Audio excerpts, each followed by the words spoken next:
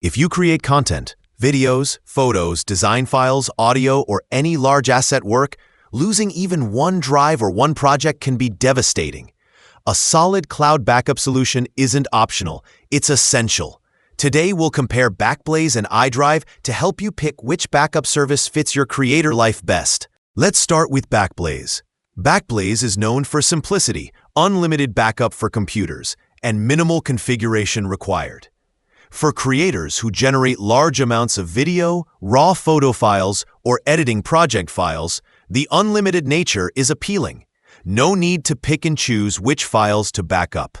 The pricing is transparent, and the product is designed for set it and forget it. Backblaze also supports external drives. If you plug in a USB or Thunderbolt drive, it can back it up. On the flip side, because Backblaze focuses on computer backup, it doesn't include some advanced sync collaboration features you might find elsewhere.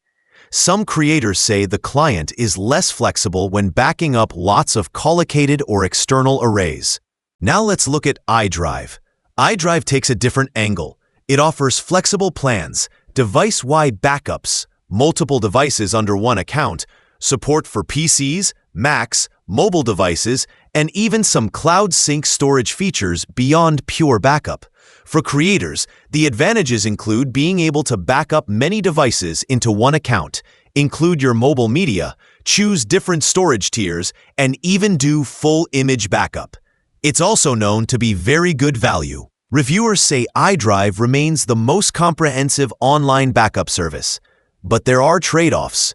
One reviewer noted that upload performance can leave a lot to be desired. Also, while it's feature-rich, the UI and workflow might be slightly less plug-in external drive and forget compared to pure unlimited services. Another potential issue, there are many options and settings, which means more upfront setup. Also think about restore scenarios. If a drive fails, how quickly can you recover?